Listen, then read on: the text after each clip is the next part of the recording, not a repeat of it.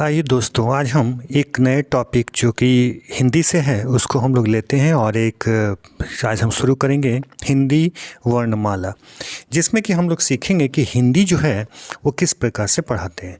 तो यहाँ पर हम लोग सबसे पहले लिख लेते हैं टॉपिक का नाम हिंदी वर्णमाला। और इसको लिखते समय हम लोग ध्यान रखेंगे कि जो हिंदी के जो अक्षर हैं उनका शुद्ध शुद्ध इस्तेमाल किया गया हो। तो जो व होता है वो थोड़ा सा कटा हुआ होता है ऊपर की तरफ से। तो ये हिंदी वर्णमाला। हिंदी वर्णमाला में जैसा कि हम लोग जानते हैं कि स्वर वर्ण और व्यंजन वर्ण दो प्रकार के वर्णों से ये बनता है।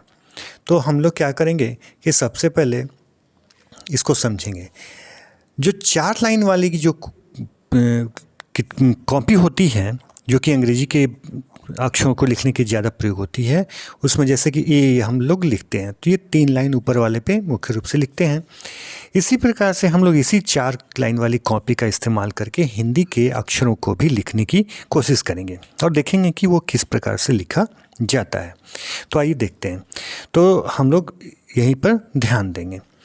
हम लोग जानते हैं कि 2 प्रकार के होते हैं हिंदी के वर्ण। तो एक होता है स्वर वर्ण और दूसरा होता है व्यंजन वर्ण। तो सबसे पहले हम लोग स्वर वर्ण को लिखेंगे। स लिखते समय ध्यान देंगे कि कभी भी बीच से हम लोग स को नहीं लिखते हैं, बल्कि स जो होता है वो हमेशा थोड़ा सा ऊपर से लिखा जाता है। स का जो बीच वाला जो लाइन होता है वो हमेशा थोड़ा सा ऊपर से लिखते हैं। तो जो पहले मैंने लिखा था वो गलत था। तो ये स अब आधा स है, स्वर। अब यहाँ पे इसको देखिए, बोलते समय स्वर हम लोगों ने बोला है, अस्वर नहीं बोला है। इसको बारे में भी आगे हम लोग चर्चा करेंगे। तो स्वर वर्ण और वो जो होगा वो थोड़ा सा ऊपर से कटा हुआ रहेगा, अर्थात ये पूरा बंद नहीं हो सकता। तो पहला हमारा शुरू होगा स्वर वर्ण। तो स्वर वर्ण जैसा कि हम लोग जानते हैं कि अ आ इ ई ये सब होते हैं। तो इसको देखेंगे कि हम लोग किस प्रकार से लिखते हैं। तो स्वर वर्ण में शुरुआत करें। पहला जो अक्षर होता है वो होता है अ। तो अ को हम लोग लिखते हैं तो 3 हिंदी का मैथ का जो 3 होता है वो 3 होता है। और कभी कभी हम लोग क्या करते हैं कि जल्दी से लिखने क्रम में हम लोग बीच से लिख देते हैं, लेकिन वो बीच से ना हो करके हमेशा जो है वो थोड़ा सा ऊपर से लिया जाता है। तो वह जो है सही मायने में अ को रिप्रेजेंट करता है। इसी प्रकार से आ हो जाएगा तो अ में आ की मात्रा लगा देंगे। छोटी इस प्रकार से लिख सकते हैं, लेकिन यदि हम लोग ये तरीका से लिखें जिसमें छोटी सी ऊपर से डंडी लगी हो तो फिर उसका प्रयोग हम लोग करते हैं तो वो सही होता है। तो हम लोग उस तरीके से लिखेंगे। फिर बड़ी ऊपर में रेफ लगाएं, ऊ छोटा ऊ में भी देखेंगे कि जो पूंछ होता है वो थोड़ा सा ऊपर से लिया जाता है। फिर इसके बाद ए में भी जो है वो थोड़ा सा ऊपर से जो है उसका जो ए बनाने की जो है प्रक्रिया वो होता है, और ये थोड़ा सा खुला भी रखना चाहिए। फिर ए में ए की मात्रा लगा देंगे, ए हो गया। और इसी प्रकार से ओ, जो अ में ओ की मात्रा लग गया तो ओ, औ। फिर आगे औ, और जिसमें कि 2 औ की मात्रा रहेगी। और फिर अंग, अ पर बिंदु अंग, और फिर अह, अर्थात अ के बाद अनुस्वार। तो इस तरीके से देखा जाए तो मुख्य रूप से इतने जो है हमारे स्वर वर्ण हैं, जिनके मिलने से विभिन्न प्रकार के अक्षर बनते हैं। तो कभी भी अ को हम लोग इस तरीके से नहीं लिखेंगे। ध्यान देंगे कि थोड़ा सा ऊपर से है। ऊ को भी ध्यान देंगे। ए में थोड़ा सा बीच से छूटा रहता है, जिस सबको ध्यान देंगे हम लोग, ताकि वो सही अक्षर जो है कि वो लिखे जा सकें। और इन अक्षरों को यदि कभी हमारे प्रयोग करें तो फिर वह जो भी कुछ शब्द लिखे वो सही शब्द हो। अब अगला व्यंजन वर्ण की तरफ चलते हैं। व्यंजन वर्ण में वर्ण को शब्द लिखने से पहले आधा व होता है, फिर या पर बिंदु व्यन, और फिर ज न, और इस प्रकार से व्यंजन वर्ण हम लोग शब्द बनता है। और हम लोग जानते हैं कि व्यंजन वर्ण का जो सबसे पहला जो अक्षर है वो शुरुआत होती है क से। तो हम लोग क्या करेंगे कि अब आगे हम लोग देखते हैं कि क ख ग घ ये सब हम लोग कैसे लिखेंगे। क लिखते समय ध्यान देना है कि क का जो अक्षर है वो क का जो पहला जो व जो बनता है वो पूरा का पूरा सटा हुआ नहीं होना चाहिए। तो ऊपर से तो लकीर होगी, डंडा भी होगा, लेकिन जो व बनेगा वो थोड़ा सा ऊपर से छूटा रहेगा। और क का जो हिंदी में हम लोग पढ़ाते समय बच्चों को कहते हैं कि बकुली बना देते हैं, तो ये जो होगा वो इसकी लकीर की तरफ वो थोड़ा सा मुड़ा रहना चाहिए।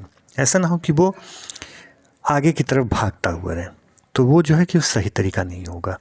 तो ये क्या होगा, थोड़ा सा छोटा होना चाहिए, क्योंकि किसी भी अक्षर को लिखते समय हम लोग 2 बार बंद नहीं कर सकते हैं। तो एक बार ही बंद करना होता है, जिसके मिला करके जो है विभिन्न अक्षर का निर्माण होता है। तो इस तरीके से जो है क हो गया। अब ख में भी देखा जाए तो ख जो है वो इस तरीके से बनता है जिसमें कि व जो है वो पूरी तरीके से बंद नहीं होगा, ऊपर से थोड़ा सा खुला रहेगा।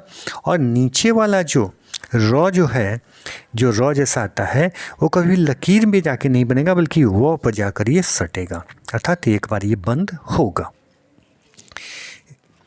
देखिए इसको कैसे बाहर में निकाल रहा हूँ। वो जो है ये बना और वो के नीचे से ये जो लकीर है ये आ रही है, जो गोल घुमा हुआ पोर्शन है। और वह जो है वह का थोड़ा सा भाग जो होगा वो खाली रहेगा। इसके बाद जो है ऊपर बंद कर देंगे तो एक ये बंद कहलाएगा। फिर ये ग तो बहुत आसान है, इस तरीके से इसमें कोई दिक्कत नहीं है। घ जो है वो इसमें भी कोई दिक्कत नहीं है। अंग को लिखते समय ध्यान रखना चाहिए कि ऊपर से ई जैसा बनेगा और उसके आगे जो है वो गोल बिंदी। अब च को लिखते समय हम लोग बहुत जल्दी में इस तरह से लिख देते हैं, लेकिन ये सही नहीं है, बल्कि क्या होगा कि च जो है पूरा आगे की तरफ जाना चाहिए और फिर उसके बाद जो है कि जो है वो इस तरीके से च हम लोग लिखेंगे।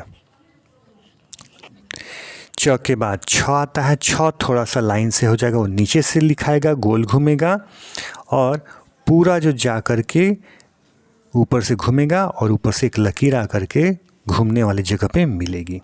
तो च के बाद छ के बाद ज बहुत आसान है, ज में कोई दिक्कत नहीं है। झ जो था पहले दूसरे तरीके से लिखते हैं, लेकिन आज का हम लोग ई के रूप में लिखते हैं, जो लकीर बनती है, तो ई से ये झ बनाया जाता है।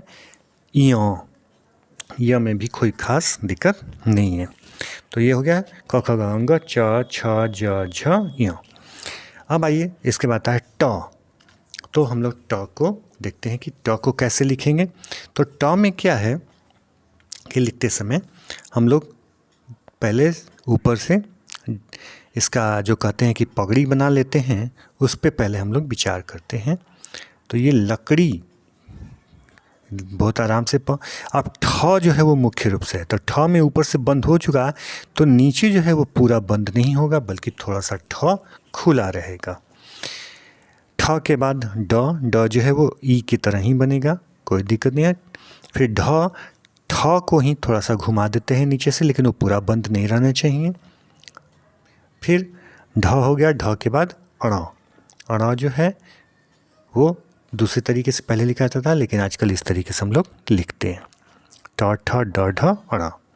फिर इसके बाद आता है त में एक खास ध्यान रखना है कि जो नीचे वाला जो हिस्सा है वो अपनी लकीर की तरफ घूम जाए, ये सीधा ना हो करके सीधा यदि लिखेंगे तो गलत होगा। तो सीधा ना लिख करके हम लोग क्या करते हैं, थोड़ा सा नीचे लकीर की तरफ ही घुमा देते हैं। ये जो है वो सही तरीका है त लिखने का। त के बाद आता है थ जो है वो एक आगे की तरफ पहले सबसे पहले गोल घुमा होता है, अर्थात एक बार वो बंद यहीं पे हो चुका और फिर तब ये दोबारा बंद नहीं होगा, अर्थात ये बीच में से खुला रहेगा। तो ये हो गया थ। देखिए ऊपर से खुला है, तो गोल जो है वो बंद और ऊपर से खुला। थ के बाद द जो है एक बार बंद होगा, कोई दिक्कत नहीं है क्योंकि हम लोग एक बार तो बंद कर ही सकते हैं। फिर ध में एक बार ऊपर बंद कर दिए हैं तो फिर दोबारा जो है ऊपर से लकीर दे करके बंद नहीं कर सकते घ की तरह। तो घ में देखिए क्या है, घ में ऊपर पूरा बंद है, लेकिन यहाँ ध में है जो गोल घुमा हुआ है, तो इस आधार पे हम लोग पूरा बंद नहीं करेंगे, तो एक छोटा सा खुला छोड़ देते हैं क्योंकि दो बार बंद नहीं हो सकता। नौ में भी जो है नीचे की तरफ जो है जो वहाँ पे गोल घूमता है वो थोड़ा सा छूटा हुआ रहता है, तो ये हो गया 9। अब आइए प की बात करते हैं। तो प में भी जो है ये एक बार बंद हो सकता है बड़े आराम से। तो उसके बाद हम लोग बनाते हैं थोड़ा सा ऊपर से यदि खुला छोड़ देते हैं तो फिर वो सही माना जाता है। फिर फ जो है वो फ जो बनेगा हम लोग का वो बिल्कुल प की तरह ही बनता है क्योंकि एक बार तो ऊपर से पहले से खुला ही है, और जो दूसरी लकीर है वो फिर त के जैसे ही जो है कि वो घूमती है अपने डंडे की तरफ, बाहर की तरफ वो नहीं जाएगी। तो ये हो गया फ के बाद ब को लिखते समय सावधानी रखेंगे कि क की तरह ही व जो है वो लिखते हैं, अर्थात थोड़ा सा छूटा हुआ रहना चाहिए ऊपर से, और जो है एक बीच से लकीर जो है कि व को दो भागों में काटती है। भ जो है आगे की तरफ से गोल घूमता है, फिर म जो है कि पूरा बंद होता है। तो इस तरीके प फ ब भ म। य जो है वो थ की तरह होता है, लेकिन थ में चूंकि गोल घुमा रहता है तो बंद नहीं होता यहाँ पे। य र ल व तलाबिश में क्या देखते हैं हम लोग कि थ की जैसे ऊपर गोल घूम गया है, तो एक बार बंद हो चुका तो दोबारा नहीं बंद होगा बल्कि एक खाली जगह रहेगा। फिर मूर्धन्य श दांती श में ध्यान रखना है कि बीचों बीच से ना होकर के थोड़ा सा ऊपर से इसको हम लोग लिखते हैं। तो और लकीर जो होती है वो छोटी होती है, पूरे स के र की इतनी बड़ी लकीर नहीं होती। तो ये हो गया य र ल व मूर्धन्य श और दांती श। थोड़ा सा जगह कम इधर आते हैं। फिर ह हमारे पास है, तो ह जो है वो घुमा कर किस तरीके से बनाते हैं, ह छ बनाने में थोड़ी सी परेशानी होती है हम लोगों को।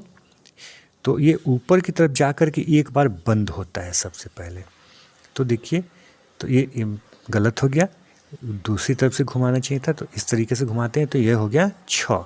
तो ऊपर में जो है एक बार पहले ही बंद हो चुका है, तो फिर इसको दोबारा जो है हम लोग बंद नहीं करेंगे और थोड़ा सा ऊपर जो है वो खुला रख दिया जाता है। तो इस तरीके से ये सही होता है। अब बारी है त्र की। तो त्र जो है वो त होगा और त के नीचे एक र की मात्रा रहेगी, लकीर रहेगी जो कि इसको रिप्रेजेंट करेगी। तो छत्र और फिर ज्ञ जो है वो ज की तरह बहुत लोग बनाते हैं, लेकिन ज की तरह हम लोग ना बनाएंगे बल्कि ज से थोड़ा सा अलग ही बनाया जाता है, जो कि नीचे की तरफ से जो है ध्यान दिया जाता है कि ज नीचे की तरफ से ना रहे। तो इस तरीके से छत्र ज्ञ। अब आइए हम लोग देखते हैं कुछ मानक और अमानक अक्षर। तो हम लोग क्या करते हैं कि मानक और अमानक अक्षर को देखते हैं कि जो पहले किस तरीके से लिखे जाते थे और आज के समय में वो किस रूप में लिखे जाते हैं। तो आइए शुरू करते हैं हम लोग मानक और अमानक अक्षर। तो मानक अक्षर वो हैं जो कि अब माने जाते हैं, अब उनका प्रयोग होता है, और अमानक अक्षर वे हैं जो कि पहले तो प्रयोग में आते थे लेकिन आजकल जो है इनका प्रयोग बंद कर दिया गया है, अब वो नहीं माने जाते, तो इसलिए उनको कहते हैं अमानक अक्षर। तो एक तरफ हम लोग मानक अक्षर लिख देते हैं, सब लिख देते हैं, और एक तरफ अमानक सब लिख देते हैं। तो अब देखें कि ये कौन कौन से हैं। तो इसमें मुख्य रूप से हम लोग देखते हैं तो हम लोगों को जो मानक और अमानक मिलते हैं वो मुख्य रूप से हम लोग को 4 जो हैं कि वो प्राप्त होते हैं, जो कि कहीं कहीं अभी भी इनका प्रयोग किया जाता है, और जिसके द्वारा जो है अब आजकल जो है इसका रिप्लेस कर दिया गया है मानक शब्दों के द्वारा। तो देखिए कौन कौन से हैं। तो पहला अ जो है, जो कि आजकल हम लोग जिसको इसको इस तरीके से लिखते हैं, पहले ये कुछ इस तरीके से लिखा जाता था, प और प में 2 लकीर, तो ये अमानक हो गया, अर्थात ये अब अमान्य, सीधी सी बात कहें तो ये अमान्य कहलाएगा आज के समय में। उसी तरीके से अड़ को यदि देखें तो अड़ जो है आजकल हम लोग जो इस तरीके से लिख रहे हैं, पहले ये र और 2 लकीर जो है बना दी जाती थी। तो अभी भी बहुत से लोग जो है कि इस तरह का प्रयोग करते हैं, लेकिन अब ये अमान्य है। अब हम लोग ये बच्चों को न सिखाएं। इसके बाद है हम लोग अगला जो अक्षर देते हैं वो है हमारे पास झ, ज छ ज, झ। तो झ जो है कि अब इस तरीके से लिखते हैं, पहले जो है ये भ और भ में लगता था जैसे कि उसका पूंछ लगा हुआ है, उसकी तरह से ये बनाया जाता था, जो कि अब ये अमानक है। उसके बाद हम लोग जो ये तो 3 हो गया, अ र झ, ये जो है हम लोग अमानक, इसके मानक और अमानक जो है उसका हम लोग देखते हैं। तो अब आइए हम लोग शुरू करते हैं। जो है ये कुछ जो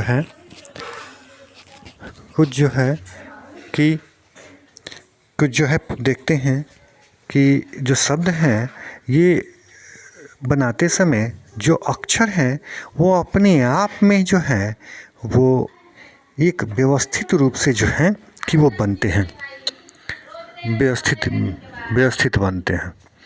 जैसे कि यदि हम लोग ध्यान दें तो ये शब्दों के बनाने का जो तरीका है वो जैसे अक्षर होते हैं सीक्वेंस में आते हैं, उसी प्रकार से उन शब्दों का भी निर्माण होना चाहिए, उस शब्दों में भी उन अक्षरों का निर्माण होना चाहिए। कभी भी ना होना चाहिए कि जो शब्द है वो शब्द बनाते समय वो अक्षर आगे पीछे हो जाए। तो इस तरीके से शब्द में भी ये जो है अक्षर जो है कि वो हमेशा एक सीक्वेंस में आना चाहिए। जैसे कि हम एक शब्द लिखते हैं शासन, तो शासन लिखते समय ये ध्यान दीजिए कि सबसे पहले है तालव्य, फिर दांतिश और फिर न, और देखें जो सीक्वेंस भी है इसी तरीके से।